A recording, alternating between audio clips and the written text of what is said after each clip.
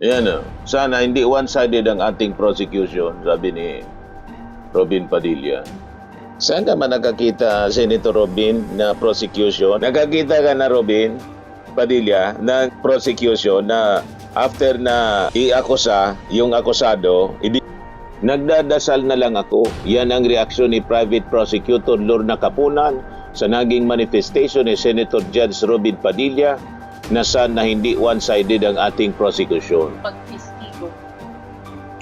Testigo nga, Referring to judges the nga yung witnesses of sinasabi the prosecution, Your Honor. Ang usapan po ay yung guilty or not guilty. Okay? So, tatanong na po ako ng bago. Pwede po ba? May I be clarified, Your Honor, on your last question about the senator?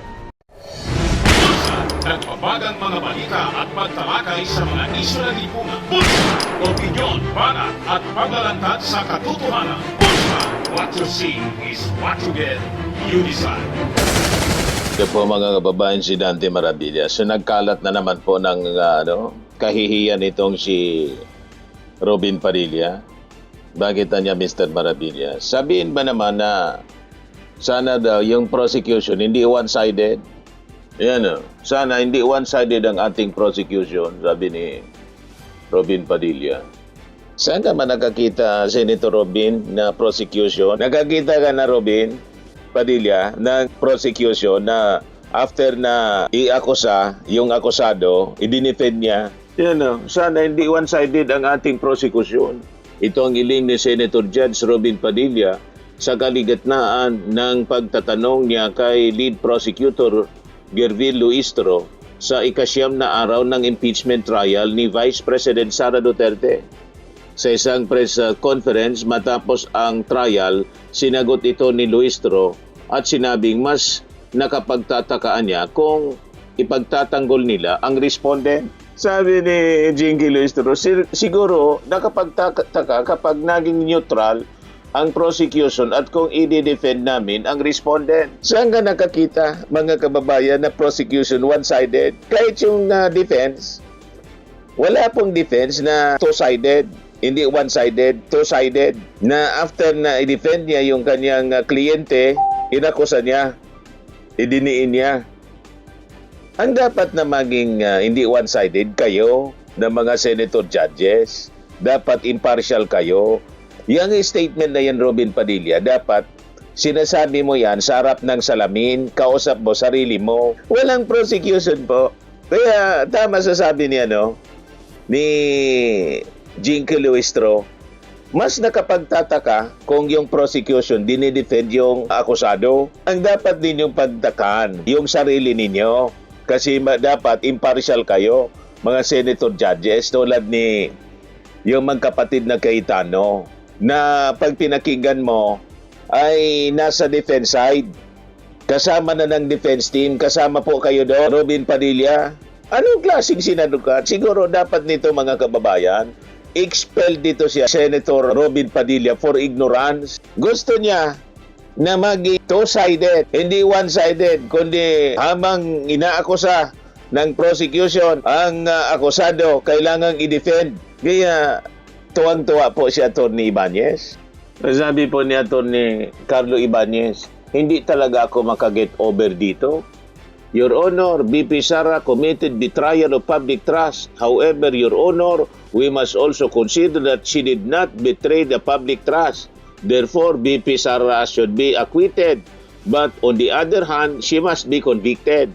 Sabay tawa po na nagpakarami. Yan yung tawa, mga kababayan, ni Atty. Carlo Ibanez. Saan ka nakakitang prosecution na hindi one-sided? Lahat ng prosecution, Robin Padilla, lahat yan na one-sided. Pati po yung defense. Hindi pwede na defense counsel ka tapos may instance na parang prosecutor ka. Parang napakinggan na niya Mr. Maravillas yung sabi mo kasi na yung defense dapat lumipat na sa prosecution. Sinabi natin yun kasi useless na i-defend mga kababayan itong si Sara Duterte kasi guilty pong malinaw. At saka masisira lang yung karir ng mga abogado kasi napakahirap i-defend si Sara Duterte. O tingnan ninyo yung mga senator judges tulad ni Robin Padilla. Ang gusto niyang mangyari, yung prosecution huwag maging one-sided. Ibig sabihin, dapat kumampi kay Sara yung prosecution. Nakakaya itong si Robin Padilla po, mga kababayan. Kaya sabi po ni Lorna Capona, nagdadasal na daw lang siya. Ano? Nagdadasal na lang ako. Yan ang reaksyon ni Private Prosecutor Lorna Capona sa naging manifestation ni Senator Judge Robin Padilla na sana hindi one-sided ang ating prosecution. Alam namin, nakikita kami sa camera, trying to behave kami kasi you react as a lawyer. Ani Caponan sa press conference pagkatapos ng day 9 ng impeachment ni Sara Duterte. Kanya, ganyan lang ako, nagdadasal na lang po ako para hindi makapag-react. Kasi baka magkasala pa siya at mapahiya, mga kababayan, si Robin Padilla. Pinauliwanag pa ni Capona na hindi out of disrespect ang kanilang naging reaksyon sa front row. It's because years of training, we instinctively react to what we think is wrong or to what we think is unfair. Nauna siyang humingi ng dispensa kay Senator Judge Padilla sa parehong press conference. May I use this opportunity to apologize to Senator Judge Robin. There was no intent to disrespect him ayon kay Caponan. So yun na lang siguro, mga kababayan, gawin dito kay Robin Padilla, expel po for ignorance. Hindi ba siya pinagsasabihan ng kanyang mga kasamang legal advisor niya? May legal advisor naman po siya. Hindi ba siya pinagsasabihan na kung maaari, tigilan niya yung kakadaldal kasi sa kakadaldal niya, nalalantad yung pagiging kanya, ignorante, si Atty. Caponan sa kanyang reaksyon. And then regarding naman po specifically yung comment ni Senator Padilla na sana raw hindi one-sided yung prosecution daw po. Ano po yung reaction doon since parang humingay po sa loob ng session hall when that was said? Well, with all due respect kay Senator Judge Robin Padilla, no? Apparently, this impeachment trial is adversarial. Maliwanag yun. Hindi niya Kaya naintindihan. merong prosecution Correct. to establish the case. Correct. Kaya may defense is to defend the innocence of the respondent, no? So, it is very much anticipated that the prosecution is biased towards One-sided. presenting the case, Correct. presenting the evidence, no?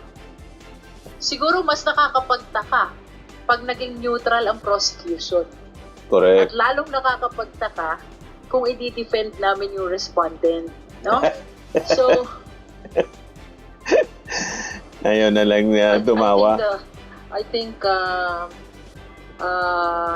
Kong Jinky is very diplomatic in her answer. Kasi ako, maginoo pero medyo bastos tayo. But I've always deferred. I've always said that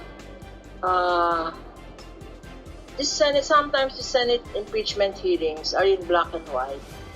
And we're very appreciative that Senator Robin always brings color and surprise and excitement. It's as if, especially if it's the last one to manifest, nagigising po kaming lahat. Kanina talaga nagigising kaming lahat. At pinagalitan pa kami sa front row. So, may I use this opportunity to apologize to Senator Judge Robin. There was no intent to disrespect him. Kaya lang, syempre, pag lawyer ka at nasa litigation ka, mag-i-emote ka, no? Alam naman nila yung, hindi naman emote na drama, pero it is an instinctive reaction. There was really no intent to disrespect him when he said, lalong-lalo na yung mga nasa front row, nagtinginan kaming ganyan, yung pala kami yun, nasa front row. So, Senator Robin, sabi mo, kaibigan tayo, forgive na lang. Hindi na kami uulit dyan. Pero, the prosecution really is for the prosecution. And the defense is for the defense. Di ba? Ganun. As we say, it is the nature of the beast. Either Senator Judge must be the one who is neutral. Yeah. Yes. Okay. Yung siguro sinasabing dapat neutral, that applies to Senator Judges. Correct. quote dyan, talbog rin sa inyo. Talbog sa inyo. Backfire? Remind, I mean, if you're saying that to us, we're saying it back to you. No? It goes back to you. The issue of bias also.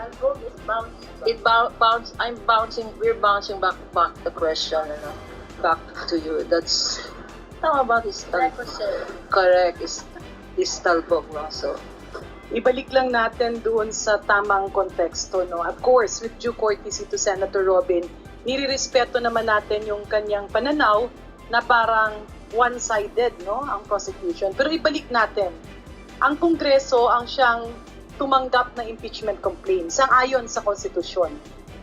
Tiningnan kung may complaint ba kumpleto sa forma at may basihan at nakita at sinang-ayunan ng 257 congressman na isumiti yung articles of impeachment. Ibig sabihin, ang Kongreso na ngayon, ang prosecutor o yung magre-representa ng mga nagreklamo at sang-ayon doon sa mga nakitang pwede, may probable cause.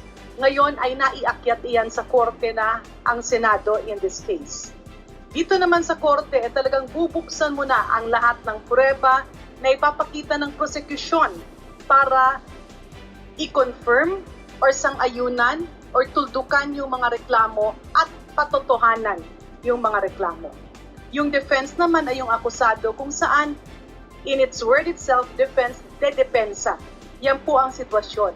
Ang neutral ay ang senator judges kasi kailangan nilang pakinggan, i-analyze, Both sides. pag-aralan, pagdebatihan ang lahat na related sa kaso para magdesisyon. Hindi pwedeng maging biased ang senator judges, pero ang defense talagang ididepensahan nila ang akusado. Ang prosecutor naman ay siya ang magtutulak para i-prove na meron silang tamang kaso. Yan po ang sitwasyon. Siguro, baka nasobrahan ng galing, no, ng ating mga prosecutors, kakibat ang ating private volunteer prosecutors. Kasi syempre, nakita siguro ng ating isang senator judge, hindi lang siguro isa, baka nakita ng karamihan na talagang solid ang ebidensya, hindi pwedeng malihis, hindi pwedeng mahinto, kailangan ipagpatuloy at kailangang tutukan. Kaya nirerespeto namin si Senator Robin Padilla, pero ibalik natin, ano ba ang nararapat, ano ang dapat at saan ito patungo. Follow. Ito yung pagtatanong, mga kababayan, ni Robin Padilla na pinahiya niya yung sarili niya. Kasi sinabi niya na yung prosecution dapat hindi maging one-sided at nagalit pa pala ng magbulungan, nag-react yung mga tao sa front kasi wala man pong prosecution nga na hindi one-sided, ganun din yung defense. Ang dapat na hindi maging one-sided sila ng mga senador kasi ang senador dapat impartial. Pakinggan natin mga kababayan. Yan kasi ang konsekwensya ng mga taong nagmamarunong. Kasi po, katulad po ng sinabi ng aming Senator Judge, 10,000 hours, Pampilo Lacson, napakaliwanag po ng sinabi niya. At kami din po dito, ako po mismo ay gumawa din ng panukala na dapat yung mga nagsisinungaling dito, yung mga paiba-iba ng testimony na nagiging aming mga witness ay dagdagan dapat ang sintensya ng perjury. Kailangan amendahan ang batas na yan. Ngayon, bilang pakiusap po sa inyo, sa prosecution, pwede po ba na sana ay maiwasan natin ang pagbibigay ng witness na may kasong perjury? Hindi na po ito si Las Cañas. Ang sinasabi ko po ay yung dalawang mahal nating witness, si Attorney Jeremy Lotok at si NBI Agent Talilong, na sa mga oras na ito ay may kasong hinaharap na perjury. Pwede po bang iwasan natin na may mga ganito tayong witness para ang nasasakdal po kasi dito ay ibinoto ng 32 million na tao. Sana po, aming mga mahal na kaibigan sa prosecution, ay isipin nating mabuti bago po tayo magbigay ng mga witness na may perjury na kaso o nagkaroon po kami ng dahilan na gumawa ng amenda na itong perjury ay amendahan. Pwede po ba yun? Your Honor, with all due respect, I would like to take exception to the question and manifestation of the Honorable Senator Judge Robin Padilla. First of all, we were able to verify already that there are no cases pending kita against mo?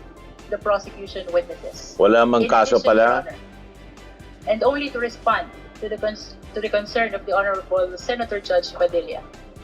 Ang conviction po ay hindi ground for disqualification unless it is final and unless it is punishable by more than 1 year and that the crime constitutes moral turpitude. Alam niyo po, napakaganda po ng inyong sagot. Sana hindi one-sided. Oh, kita ang mo? ating persecution. Kasi, alam niyo, kayo ang pagpabor sa inyo, Oh, nagre-react na yung mga tao. alam niyo, bawal po ang ginagawa. Kindly Presiding maintain order officer, within the bawal po court. ang ginagawa nitong nasa harap natin, nagkukomento. Kindly maintain order in the court. The Sergeant at Arms, by authority of the Senate President, is directed to kindly maintain. Hindi po sila allowed. Mag-ingay. Korte po ito. Nagalit pa. You may proceed, Senator Judge. Yung mga Who was speaking? sinasabi niya mali. You may proceed, Senator Judge. I was interrupted. With due apologies. So, ibig niyo pong sabihin, yung mga senator judges dito sa kaso na hindi po pinapayagan ng ombudsman at hindi pa rin sila guilty, ano pong ibig niyo sabihin? Your Honor, with all due respect, ang question niyo po kanina ay kaugnay ng pagpistigo. Ah, Testigo nga, Referring to judges the nga yung witnesses of sinasabi the prosecution, Your Honor. Ang usapan po ay yung guilty or not guilty. Okay? So, tatanong na po ako ng bago. Pwede po ba? May I be clarified, Your Honor, on your last question about the senator you said are facing cases? Lead counsel, I think that was Alam niyo po, malinaw na po yung sinabi ko and wala po kayong karapatan magtanong. Hindi, Senator Judge. niliwanagin ko nga po. I think Kita mo. Senator Judge Padilla was making a invitation and not posing a question to the lead prosecutor in relation to our two colleagues. You may proceed, Senator Judge Padilla. Maraming salamat po, Ginoong tagapamahal ng hukom. Pwede na po ba tayong mag-advance ng katanungan? Yes, Your Honor. Opo. Yung pong sinasabi ninyo, bakit nyo po nababanggit ang ICC dito?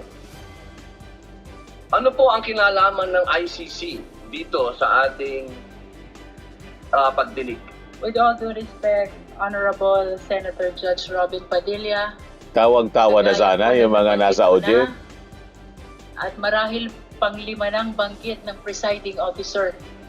Nabanggit po ang ICC, kaugnay ng affidavit ni Las Cañas na ipirinisinta po ng prosecution bilang bahagi lamang ng testimonya ng witness at Correct. bilang bahagi ng naging investigasyon ng Special Task Force ng NBI. Maraming salamat po. Senator Judge Padilla will please wind up. You can Opo. avail of a second round if you wish. Opo. Maraming salamat po. So, ibig pong sabihin, malinaw na kanina sinabi natin na What is the hindi pleasure siya... of, with the permission of Senator Judge and indulgence of Senator Judge Padilla, what is the pleasure of Senator Judge Rafi Tulfo? Galit na si Rafi. Kay Senator Padilla, bakit pag sa kabila pinapayagan sila 5-10 minutes, bakit pag sa amin, Correct. sa majority, kinakatagan ni remind pagdating ng pagdating ng 2 minutes? I think nakakalata na kami. So dapat pag sinabing 2 minutes, 2 minutes. Pag sa amin sa Ang haba ng sinasabi ni 2 minutes, Padilla, pindutin- nonsense man po. 2-3 beses. Totoo yan. Pero pag sa minority, umabot na ng 5 minutes, 10 minutes. At meron akong record dyan. Pinapayagan. Why? Thank you. The Ikaw na. comments of Senator Judge Rafi Tulfo is recognized. However, the chair would like to point out that in the impeachment court, there is no majority nor minority. We are all senator judges. And Senator Lacson earlier requested also an additional time to finish his point, which the chair allowed. That's why the chair reminded Senator Judge Padilla to wind up because his time already lapsed. Kaya nga, Mr. President Officer, I'm sorry, I do have a lot of respect in you. Yung sa akin lang, kahit na sino senador, kapag dating na ng 2 minutes, pinipindutan ng bell eh. Ako, ilang beses na ako napindutan ng bell. Nakakairita eh. Samantalang yung iba, hindi pinipindutan ng bell, umabot pa ng 5 minutes. I'm not referring to anybody here now. Yun lang yun eh. Kaya nga pumisas, binubulungan ko lang na nandiyan eh. Oy, pindutin mo na yung bell. Para naman makapagsalita yung iba. Yun lang po. Wala na akong tinutukoy dito. Dapat maging fair tayo. Yung sa nagpindot ng bell. Pag sinabing 2 minutes regardless kahit na sinong senador yan. Thank you. The clerk of court is instructed to kindly relate to the bell ringer to kindly be consistent in doing the polite reminder to the senator judges with respect to the time allotted.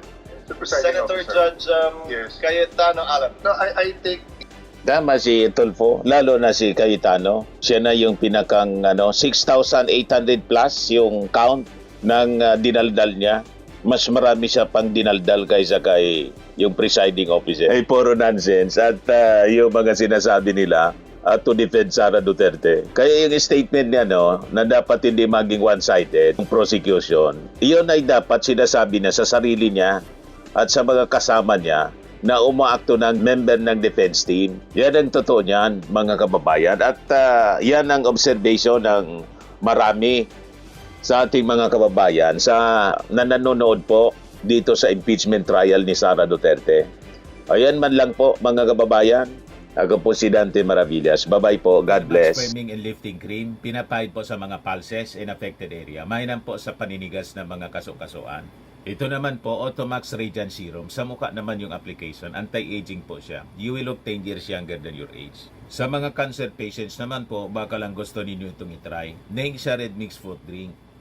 Hindi mo po siya gamot, food supplement siya. Kaya lang, gawa siya mga kababayan sa goji berry. Yung goji berry, may anti-cancer properties. O ngayon, yung mga inquiries ninyo, dumiritso na lang kayo sa aming messenger sa Facebook para masagot namin agad.